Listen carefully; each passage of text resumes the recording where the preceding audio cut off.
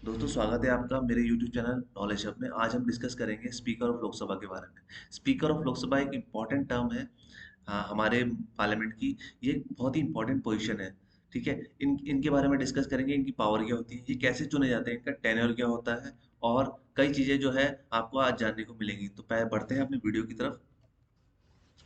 देखिए, आपको हमारे स्पीकर ऑफ लोकसभा जो होते हैं, ये एक इम्पॉर्टेंट पोजीशन है हमारी लोकसभा के, क्योंकि जब भी कोई गवर्नमेंट चुन के आती है तो उनके जो है रूलिंग पार्टी के जो मेंबर चुन के आते हैं या पूरी लोकसभा में जितने मेंबर चुन के आते हैं, तो उनमें से क्या होता है, एक प्रिजाइडिंग ऑफिसर की जरूरत होती है, क्योंकि हाउस का अभी जब स्मूथली रन तभी कर पाएगा जब उनके कोई सभापति होंगे, जिसके थ्रू जो है गवर्नमेंट अपनी बात रखती है और अपोजिशन अपने मुद्दे उठाता है। तो दोस्तों, इसके लिए एक सभापति का चुना जाना बहुत ज़रूरी है, जिन्हें स्पीकर कहा जाता है। ये स्पीकर कहाँ से चुना जाता है? ये स्पीकर रूलिंग पार्टी से चुना जाता है और जो है डेप्यूटी स्पीकर जो है अपोजिशन पार्टी से चुने जाते हैं। तो डेप्यूटी स्पीकर अपोजिशन पार्टी से इसलिए चुने जाते हैं क्योंकि है पार्लियामेंट जो लोकसभा में एक बैलेंस बना के रखा जाए, ठीक है? ताकि विपक्ष के मुद्दे और रूलिंग पार्टी के मुद्दे जो है एक साथ उनको एडवांटेज मिल सके। अब इसमें क्या होता है, एक पैनल क्रिएट किया जाता है। पैनल के क्रिएट करने के लिए का पर्पस ये है कि पैनल इसलिए क्रिएट, सीनियर्स जो मेंबर ऑफ हाउस होते हैं उनका एक पैनल बनाया जाता है, जिसमें से एक व्यक्ति को जो कि योग्य होता है उस पोजीशन के लिए उन्हें चुना जाता है सब सर्वसम्मति से। ठीक है, ये ऐसे ही राज्यसभा में भी होता है। आगे बढ़ते हैं दोस्तों, इलेक्शन एंड टेन्योर। अब इलेक्शन के बारे में जाने तो ये मेंबर जैसे ही कोई लोकसभा चुन के आती है, जैसे ही लोकसभा कोई चुन के आती है, तो उसमें से पहली सिटिंग में क्या होता है, उसमें से स्पीकर ऑफ लोकसभा चुनना होता है और डेप्टी स्पीकर लोकसभा चुनना होता है। तो पहले ये काम कर लिया जाता है कि उसमें से जो है डेप्टी स्पीकर और स्पीकर को चुना जाता है। उसके बाद क्या होता है, इनकी जो टेन्योर होता है वो ये रिमेन करते हैं जब तक कि वो लोकसभा पावर में रहेगी, जब तक वो लोकसभा चलती रहेगी, जब तक डिसॉल्व नहीं होगी, जब तक ये क्या है, बने रहेंगे अपनी पोजीशन पे। और ही हैज़ 3 कंडीशन। उससे पहले वो रिज़ाइन भी कर सकते हैं या उससे पहले वो अपनी सीट वैकेट कर सकते हैं। उसकी 3 कंडीशन है। उनकी 3 कंडीशन, पहली कंडीशन ये है कि अगर वो लोकसभा की मेंबरशिप की चली जाए, और याद रखिए दोस्तों कि अगर किसी स्पीकर को स्पीकर बने रहना है तो उनको मेंबर ऑफ लोकसभा होना ही चाहिए। फर्स्ट एलिजिबिलिटी यही है। तो अगर लोकसभा की मेंबरशिप ही चली गई तो फिर वो स्पीकर के पद के योग्य नहीं होंगे। ठीक है, अगर कोई उनके खिलाफ रेजोल्यूशन पास कर दिया जाता है, उनको 14 दिन पहले नोटिस देके और मेजोरिटी से पास कर दिया जाता है, तो वो अपनी सीट को वैकेट करेंगे। If he resign from the post, अगर वो खुद ही चाहें कि हम वो रिजाइन करना चाहें तो वो रिजाइन कर सकते हैं और अपना रेजिग्नेशन लेटर किसको, डेप्टी स्पीकर को दे सकते हैं। अब आगे बढ़ते हैं दोस्तों, इलेक्शन एंड टेनर के बारे में आगे आगे और जान लेते हैं। जब कोई रेजोल्यूशन पास हो, मतलब इंट्रोड्यूस होता है, इंट्रोड्यूस भी हो जाता है, और इसके लिए 50 लगभग 50 मेंबर्स का सपोर्ट होना ज़रूरी है इंट्रोड्यूस कराने के लिए भी। तो जब ये इंट्रोड्यूस होता है तो इनका जो स्पीकर का प्रिजाइडिंग ऑफिसर्स का जो वो होता है, या प्रिजाइडिंग ऑफिसर जो होते हैं वो अपनी सीट को खाली कर देते हैं तुरंत, और जो है एक नॉर्मल मेंबर ऑफ हाउस की तरह काम करने लगते हैं। अब इनका जो पावर्स होते हैं, जो पहले ये क्या करते थे कि पहले जो जब कोई मुद्दा फंस जाता था, उसमें डेडलॉक होता था, उसमें लास्ट में वोट करते थे। अब यहाँ पे क्या है, इनको इनके लिए क्या हो गया, ये normal member of parliament, member of house बन गए हैं, तो ये पहले इंस्टेंस में वोट कर सकते हैं। मतलब इनके खिलाफ कोई मुद्दा चल रहा है, प्रोसीडिंग चल रही है, तो ये उसके खिलाफ बोल सकते हैं, अपना पक्ष रख सकते हैं और उसके खिलाफ वोट भी कर सकते हैं। वो भी फर्स्ट इंस्टेंस पे, ना कि लास्ट इंस्टेंस में।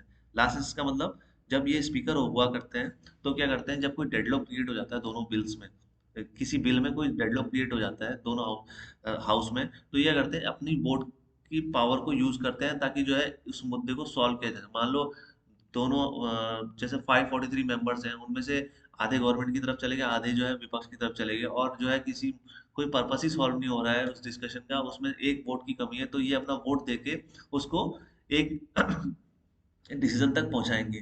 ठीक है दोस्तों, आगे आगे बढ़ते हैं। जब भी लोकसभा डिसॉल्व हो जाती है, तो जैसे ही मान लो बीच में प्रेसिडेंट ने डिसॉल्व कर दी, तो ये क्या करते हैं, इनकी जो टेनर तो चला जाता है इनका, बट ये बने रहते हैं स्पीकर की उसमें, ताकि जो है अगली सीटिंग जब होगी तो उसमें क्या करेंगे, ये अपना चार्ज जो है नेक्स्ट स्पीकर को दे देंगे, जो कि नेक्स्ट स्पीकर जो कौन चुन के कैसे चुना जाएगा, जब कोई रूलिंग पार्टी दोबारा से आएगी चुन के, तो उसमें से एक स्पीकर चुना जाता है, तो ये क्या करते हैं, अपना चार्ज उनको दे देते हैं, तब तक जो है ये स्पीकर की पोजीशन पे बने रहते हैं। अब role and power and function, ठीक है, ये एक प्रिंसिपल स्पोक्स पर्सन होते हैं दोस्तों, क्योंकि प्रिंसिपल स्पोक्स पर्सन इसलिए होते हैं जब भी ये करते हैं कि किसी भी मुद्दे को क्या करते हैं, इंट्रोड्यूस करते हैं, तो सबसे पहले मेंबर ऑफ पार्लियामेंट, जो मेंबर ऑफ हाउस होते हैं उनको बोलने का मौका देते हैं। तो ये उनकी जो होती है, टर्न होती है जो, वो डिसाइड ये करते हैं कि कौन बोलेगा, कौन पहले बोलेगा, कौन बाद में बोलेगा, तो ये इनके हाथ में होता है। एक प्रिंसिपल स्पोक्स पर्सन होते हैं, तो कोई भी बिल इंट्रोड्यूस कराना है तो उस पे ये पहले उसको रखते हैं कि ये बिल इंट्रोड्यूस होना है आज, सारी प्रोसीडिंग इनको पता होती है, तो पहले आके यही बताते हैं, पार्लियामेंट को पहले ब्रीफ करते हैं, किसी हाउस को पहले ब्रीफ करते हैं, तो ये प्रिंसिपल स्पोक्स पर्सन हो गए, ठीक है। He has vital responsibility to conduct the business of the house smoothly. Therefore, he enjoys the great dignity and power. अब जब भी देखा होगा दोस्तों आपने, प्रधानमंत्री जब भी इनका नाम लेते हैं तो बड़े आदर से लेते हैं, ऑनरेबल करके लेते हैं, क्योंकि ये एक बहुत ही डिग्निफाइड पोजीशन को हेल्ड करते हैं दोस्तों, तो इसलिए इनको बहुत आदर सम्मान दिया जाता है विपक्ष के द्वारा और रूलिंग पार्टी के द्वारा, ठीक है। तो क्योंकि ये सर्वसम्मति से जो है चुने जाते हैं, क्योंकि बहुत ही योग्य पर्सन को इस पोजीशन पे बिठाया जाता है, ठीक है। अब ही डिराइव्स हिज पावर, ये कहाँ से लेते हैं अपनी पावर, इनकी पावर क्या क्या है, इनकी पावर जो है देखो, सारी पावर जो आती है इनकी, जो एसओपीज होती है, स्टैंडर्ड ऑपरेटिंग प्रोसीजर्स होते हैं, जो प्रोसीजर बने हुए हैं टोटल, उन प्रोसीजर्स को ये फॉलो करवाते हैं, जो रूल्स बन गए हैं पहले से उनको ये फॉलो करवाते हैं एज अ मॉनिटर की तरह, ठीक है। अब जैसे प्रिंसिपल ने बोला है कि ये आपके रूल्स हैं और इसके अकॉर्डिंग आपने क्लास को वो करना है, मॉनिटर करना है, तो उसी हिसाब से ये गार्जियन एज अ मॉनिटर जो है उस पूरे हाउस को चलाते हैं। तो पहले से रूल्स रिटन होते हैं, उन रूल्स को ये फॉलो करवाते हैं, अगर उनको रूल्स को वॉलेट करता है तो ये उसके खिलाफ पनिशमेंट, उनको पनिश करने के लिए वो है, इनको पावर है। तो इसलिए दोस्तों ये रूल्स के अकॉर्डिंग ही अपना काम करते हैं और बिजनेस को, जो पार्लियामेंट का बिजनेस है उसको स्मूथली रन कराते हैं, ठीक है। और जैसे पार्लियामेंट को कोई एग्रीमेंट हो रखा है तो उसके जो एग्रीमेंट का वॉयलेशन नहीं होना चाहिए पार्लियामेंट में, तो इसीलिए ये क्या करते हैं, उसको फॉलो करवाते हैं। अगर कोई वॉयलेट करता भी है तो ये उनके खिलाफ, मेंबर ऑफ पार्लियामेंट के खिलाफ अपना वो वो सुना सकते हैं, अपना डिसीजन सुना सकते हैं, उन्हें पनिश कर सकते हैं। He adjourn the house in case of quorum. अब कोरम कोरम क्या होता है दोस्तों, कोरम जो होता है जब 1/10 मेंबर्स प्रेजेंट ना हो, ठीक है। मतलब कोई भी जैसे 543 मेंबर्स हैं, उनमें से 1/10 मेंबर जो है पार्लियामेंट में बैठे होने चाहिए, यानी लोकसभा में बैठे होने चाहिए, तभी कोई मुद्दा जो है चलेगा या डिस्कस होगा, कोई बिल इंट्रोड्यूस होगा, नहीं तो कोई काम काज नहीं चलेगा। अगर लगभग 10% मेंबर जो है प्रेजेंट होने चाहिए लोकसभा में, तभी जो है चलेगा, कोई भी बिल पास हो, बिल पे डिस्कशन होगा या कोई भी मुद्दा डिस्कस होगा। अगर उससे कम मेंबर है, यानी मान लो उससे भी कम 10 या 20 बंदे बैठे हैं, तो उसका क्या पर्पस है फिर, तो ये एडजर्न कर देते हैं हाउस को, ये जब तक प्रोसीडिंग नहीं शुरू होगी जब तक जो है एटलीस्ट जो है 1/10 मेंबर जो है टोटल स्ट्रेंथ के वो प्रेजेंट ना हो वहाँ पे, ठीक है। He does not cast the vote. अब मैंने आपको बताया था ये पहले पहले वोट नहीं करते, कोई भी मुद्दा होता है तो वोटिंग जब वो चालू होती है तो सबसे पहले वोट नहीं देते, ये सबसे लास्ट में वोट देते हैं। अगर कहीं मुद्दा फंस जाए, अगर वहां पे डेडलॉक हो जाए, तब ये क्या करते हैं, वोट करेंगे, ठीक है। ये, ये जॉइंट सेटिंग को क्या प्रिजाइड करते हैं, जॉइंट सेटिंग कौन बुलाता है, बुलाते तो प्रेसिडेंट है ना, पर ये क्या करते हैं, उसको हेड करते हैं, ठीक है। प्रिजाइडिंग ऑफिसर ये होते हैं दोनों हाउसेस की जॉइंट सेटिंग के, तो ये काफी पावरफुल पोजीशन है दोस्तों। अब He he maintains the order and decorum in the house for conducting its business and regulating its proceeding। ये क्या करते हैं, एक ऑर्डर और डेकोरम मेंटेन करते हैं हाउस का, ठीक है। क्योंकि इनको पावर है, इनको रूल्स और प्रोसीजर के अंडर पावर है, तो एक ऑर्डर और डेकोरम मेंटेन करते हैं। तो ये कैसे करते हैं, ये मेंबर ऑफ पार्लियामेंट, ये बहुत ही जो सम्मानीय पोस्ट है, तो दोस्तों इसने इससे रूलिंग पार्टी और जो अपोजिशन पार्टी दोनों इनको सम्मान की नजर से देखते हैं। तो इसलिए क्या होता है, ये क्या करते हैं, उनको हाउस को मेंटेन कराने का काम करते हैं, जब भी कोई वाद विवाद ना हो, कोई मतलब कोई हाउस में कोई डिसरप्शन ना हो, तो इसका ध्यान ये रखते हैं कि किसी तरह से स्मूथली जो है हाउस को रन करा जाए, ताकि जो है जो अपोजिशन के मुद्दे हैं उनको भी गवर्नमेंट तक पहुंचाया जाए, और जो रूलिंग पार्टी बोलना चाहती है उसको जो है अपोजिशन तक पहुंचाया जाए। तो इस तरह से ये बीच में एक इंटरप्रेटर का काम करते हैं, दोनों दोनों के बीच में, ठीक है। आप दोस्तों एलाबोरेशन ऑफ पावर्स, इनकी जो पावर्स होती है उसको और एलाबोरेट कर देते हैं, हम देखते हैं क्या क्या है। अब देखो ये सीक्रेट सिटिंग बुलाने के लिए ही बुलाने की पावर रखते हैं। सीक्रेट सिटिंग मतलब दोस्तों कोई नेशनल इम्पोर्टेंस, नेशनल जो सिक्योरिटी का कोई मुद्दा है जो डिस्कस करना है पार्लियामेंट में, जब वो हम बाहर रिवील नहीं कर सकते, तो क्या कर सकते हैं, तो ये क्या कर सकते हैं, मीडिया को अलाउड नहीं करते हैं, ठीक है, कोई भी ऐसी चीज को अलाउड नहीं करते हैं, कोई प्रसारण नहीं होगा उसका, कुछ नहीं होगा। तो वो एक सीक्रेट सिटिंग होगी जिसमें जो है उस जो देश का जो इम्पोर्टेंट एस्पेक्ट है, चाहे वो डिफेंस रिलेटेड हो या कुछ भी हो, वो डिस्कस किया जाएगा ताकि जो है वो बाहर रिवील ना हो। ठीक है, his decision is final on the question of the money bill. अब देखो मनी बिल का जो सर्टिफिकेशन होता है वो हमेशा सभापति यानी अपने स्पीकर ही दिया जाता के द्वारा दिया जाता है। दोस्तों मनी बिल को रेटिफाइड कौन करता है? मनी बिल को रेटिफाइड करते हैं हमारे स्पीकर ऑफ लोकसभा। ठीक है, जब भी वो बिल जो है राज्यसभा में जाएगा या प्रेसिडेंट के पास जाएगा तो एक सर्टिफिकेट लग के जाता है उसमें, लोग जो स्पीकर ऑफ लोकसभा का, कि ये this is the money bill sir, please pass it. ठीक है, तो वो जाएगा राष्ट्रपति के पास, तो राष्ट्रपति उस पर कंसेंट दे देंगे अपना, हाँ ठीक है ये मनी बिल है, इंपॉर्टेंट है, दैट्स वाई जो उसको लौटाते नहीं है उससे सीधे कंसेंट देते हैं। ठीक है, he decides the question of disqualification of the member of the Lok Sabha. अब देखो दोस्तों, अगर इनको इतनी पावर दी गई है, जो रूल्स और प्रोसीजर के अकॉर्डिंग अगर लोकसभा के मेंबर्स जो है अपना काम नहीं करते हैं, ठीक है, बिहेव नहीं करते हैं, तो उनको ये पनिश कर सकते हैं। ठीक है, तो इनके पास पनिशमेंट की जो पावर है वो एंटी डिफेक्शन लॉ के थ्रू भी है। तो एंटी डिफेक्शन लॉ क्या है? वो 10th शेड्यूल में दिया गया है, जिसमें जो है कोई भी व्यक्ति विशेष अपनी पार्टी के विरुद्ध या पार्टी के विरुद्ध कोई कार्य करता है, पार्टी की आइडियोलॉजी के विरुद्ध कोई कार्य करता है, ठीक है, तो उसको क्या है, उसकी मेंबरशिप जो है लोकसभा की चली जाएगी। ठीक है, ये बताते हैं इस एंटी डिफेक्शन लॉ के थ्रू। ठीक है, तो एंटी डिफेक्शन लॉ को फॉलो कराना इनका काम है। ठीक है, तो इसको आप डिस, डिस, डिस, अब जो इनका एंटी डिफेक्शन के तहत ये जो फैसला लेते हैं, इसको आप सुप्रीम कोर्ट में जाकर आप इस इनके लिए जुडिशियल रिव्यू भी कर सकते हैं। तो जुडिशियल रिव्यू की यहाँ पर जो है फैसिलिटी अवेलेबल है। ठीक है, अगर एंटी डिफेक्शन लॉ के थ्रू जो है अगर किसी की मेंबरशिप जाती है तो वो सुप्रीम कोर्ट में जाके उसके खिलाफ, मतलब उसके उसके अगेंस्ट में जो है पिटिशन दायर कर सकता है। तो ठीक है, जुडिशियल रिव्यू की फैसिलिटी यहाँ पे अवेलेबल है।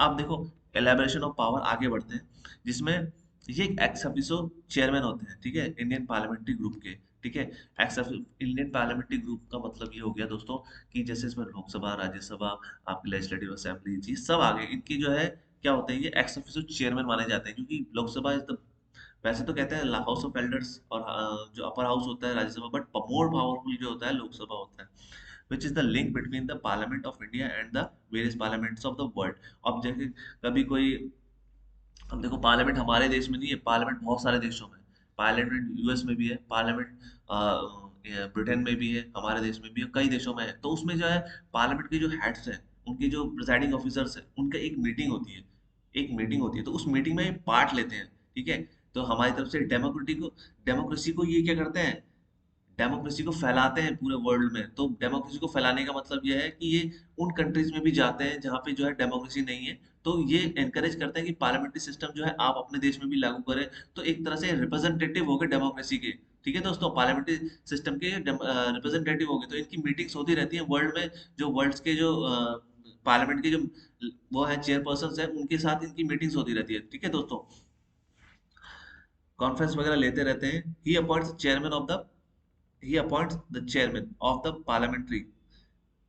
नेक्स्ट आगे बढ़ते हैं, committee of the Lok Sabha and the supervise their functioning and himself is the chairman of the business advisory committee. ये बहुत सारी जो कमिटीज होती है, पार्लियामेंट्री कमिटीज होती हैं दोस्तों, उनको क्या करते हैं, अपॉइंट करते हैं। ठीक है, जेपीसी होगी, ठीक है, जॉइंट पार्लियामेंट्री कमेटी होगी, पब्लिक अकाउंट्स कमेटी होगी, ऐसी कमिटीज जो होती हैं ये इनके द्वारा ही कॉन्स्टिट्यूट की जाती हैं। ठीक है, तो कई कमिटीज के जो मेंबर कई कमिटीज के ये चेयरमैन भी होते हैं, जैसे बिजनेस एडवाइजरी कमेटी के चेयरमैन कौन होते हैं, स्पीकर ऑफ लोकसभा। ये ध्यान रखना दोस्तों।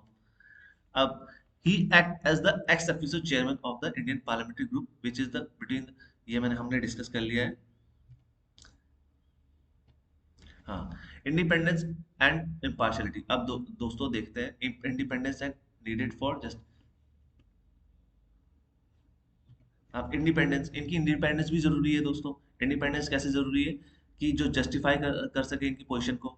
तो इनको सिक्योरिटी ऑफ टेनर दिया गया है 5 साल का। ठीक है, इनको 5 साल का सिक्योरिटी ऑफ टेनर दिया गया है। उनको तब तक रिमूव मत नहीं किया जा सकता।